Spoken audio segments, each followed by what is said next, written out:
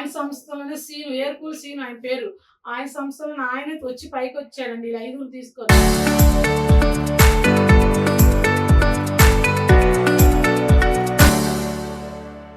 మీ పిల్ల ఏమైందో తెలీదమ్మా, 20 కేసులే పెట్టకండి ఆయన వెనకాల తీసుకొచ్చాడు.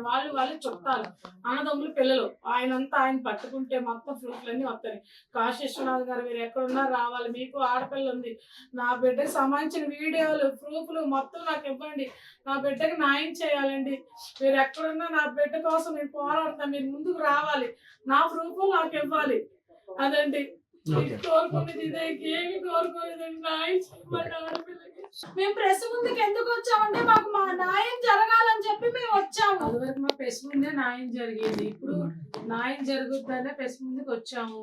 పిల్ల శవాన్ని కూడా అప్పచెప్పలేదు. పిల్ల శవం మీద ఉన్న వస్తువులు అవన్నీ కూడా మాకు గుర్తింపుగా ఇవ్వండి అంటే అవి కూడా లేవు, ఎప్పుడో కోర్టులో ఇస్తారంటున్నారు. కాశీశ్వర్ గారు పాన్సీఏ గారు 1 టౌన్ ఫౌండేషన్ ఆయన దగ్గర పాపం తీసుకెళ్ళిన తీసి ఫొటోస్ ఎవరెవరో తీసుకెళ్ళి కట్టేసి తీసుకెళ్ళి తాగారంట. ఆ రోజు 4 వచ్చారు హైదరాబాద్ నుంచి అమ్మ. ఆ 4 వీళ్ళు మొత్తం బార్ షాప్ లో ఫుల్లుగా తాగారని చెప్పాడు ఆయనే. చనిపోయిందమ్మా, చనిపోయింది, అయిపోయింది, నీకు న్యాయం చేస్తా అన్నారు. నాకు ఏ న్యాయం వద్ద. నైట్ 1 గంటకు మేము ఇంటి దగ్గర ఉంటా, నేను నా పాప 1 గంటకి ఇంటికి వచ్చారు. ఇంటికి వస్తే ఏంటి సార్ ఇప్పుడు ఇంటికి వచ్చారని గట్టి కడితే ఇళ్ళ పక్కన వాళ్ళందరూ వచ్చి ఈ టైంలో మీరు రాకూడదు, భర్త చనిపోయింది, పిల్ల చనిపోయింది, ఈ టైంలో వచ్చారు ఏంటని అందరూ కేకలు పెట్టగానే దిగిపోయారండి. దిగిపోయినా పోలీస్ స్టేషన్ కదా మీ ఆ పిల్ల నీకేం కావాలి, ఇల్లు కావాలా, డబ్బు కావాలా అన్నారు. ఇల్లు డబ్బు ఎందుకండి, ఇలా బాడీ మీద ఉన్న ప్రూఫ్లు కూడా నాకు ఆఖరి చూపు కూడా కనీసం చూద్దామని కూడా అవి కూడా చూపించలేదు. మొత్తం కాశీశ్వరం దగ్గరే ఉన్నాయండి మా పిల్ల వీడియోలు ఫొటోస్ అన్ని. ఆయన ముందుకు వస్తే నాకు న్యాయం జరుగుద్ది. ఇప్పుడు నేను కోర్టుకి వెళ్తున్నా, కేసు టైల్కి వచ్చింది, పోస్ట్కి వచ్చిందని నువ్వు రాజీకి వస్తావా రావా, రాజీకి రాకపోతే నీ కూతురికి పట్టే గతే నీకు పట్టుద్ది. ఏం చేస్తాను, నేను ఆడదానండి, కష్టపడుకోవాలి, నాకు ఎవరు లేరు, భర్త లేరు, తల్లిదండ్రులు ఎవ్వరు లేరు, అనాముకురాలు, అనాథనే, నేను అనాథనే. ఏం చెరపెట్టారు, బాగొట్టుకునే భర్త పోయాడు, ఏం చేయమన్నారు, కష్టపడాలి, తినాలి, ఎక్కడికి వెళ్ళా పేదహామీ ఉంది, వెనకాల పడి చంపుతాం, 3 పిల్లలు చెప్తాను, ఫ్యామిలీ చెప్తాను, ఎక్కడికి వెళ్ళాలి ఫ్యామిలీ. ఆదిలక్ష్మి ఏర్పుల వంశీ, వాళ్ళ అమ్మ సునీత, దుర్గా, వాళ్ళ మేనమామ సీను, ఏం పేరు ఆ పేరు, మా చెల్లికి చాలా అంటే చాలా అన్యాయం జరిగింది. న్యాయం చేయాలని మేము మీడియా ముందుకు వచ్చాము. 13 ఏళ్ళు వయసు, తండ్రి గోళ్ళు ఎడతాను.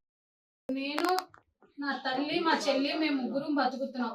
మా అమ్మకి ఇంట్లో జరగక మా ఇద్దరిని పనిలో పెట్టింది. పనిలో పెడితేనే మేము పని నుంచి వస్తుంటే వేలుపూర్ వంశీ అనే వ్యక్తి మా చెల్లిని చేయి పట్టుకొని లాక్కొని వెళ్ళి ఆటోలో వేసుకొని సగం దూరం వెళ్ళాక వాళ్ళ ఫ్యామిలీలో అమ్మగారికి చెప్పడం జరిగింది. చెప్పగానే మేమందరం వాళ్ళ దగ్గరికి వెళ్ళి అడగగా, మీ పిల్ల గురించి మాకు తెలియదు, మీ పిల్ల ఏమైనా మాకు సంబంధం లేదు, మా మీద కేసులు పెడితే మేము ఊరుకోము, మాకు ఉద్యోగాలు ఉన్నాయి, గవర్నమెంట్ ఉద్యోగాలు, మా ఉద్యోగాలు పోతే నీ కూతురు చంపే మాకు 3 రోజులు అయ్యి కిష్టలో శవం అయ్యి ఒడ్డుకు వచ్చిద్ది, కంగారు పడమాకు అన్నారు. మాకు భయం వేసి మేము అంటోను పోలీస్ స్టేషన్ దగ్గరికి వెళ్ళి 2017 29వ తారీఖు వెళ్ళి మేము కేసు పెట్టడం జరిగింది.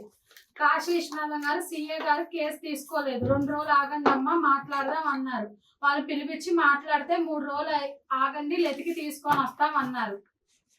వారం నుంచి ఎత్తుకుతున్నాం అన్నారు. కేసు ఏమో ఎఫ్ఐఆర్ చేసుకోవట్లేదు. ఎఫ్ఐఆర్ చేసుకోకపోతేనేమో వాళ్ళని తీసుకొచ్చి కూర్చోబెట్టారు. ఏం జరిగింది అని అడిగితే మాకు తెలీదు అన్నారు. మాకు తెలియదు అనగానే మా ఇంట్లో తీసుకొచ్చి అందరూ మా ఫ్యామిలీ మెంబర్స్ని మమ్మల్ని అందరూ మా ఫ్యామిలీ మెంబర్స్ అందరూ ఎంక్వైరీ చేసి మీరే రాశారు, మీ దగ్గరే ఉంది, వాళ్ళ మీద ఎందుకు నిందేస్తున్నారని మమ్మల్ని మేం కేసు పెడితే మమ్మల్ని అనేవారు కానీ వాళ్ళని ఏమి అనేవారు కాదు. వాళ్ళని తీసుకొచ్చి కూర్చోబెట్టేవారు.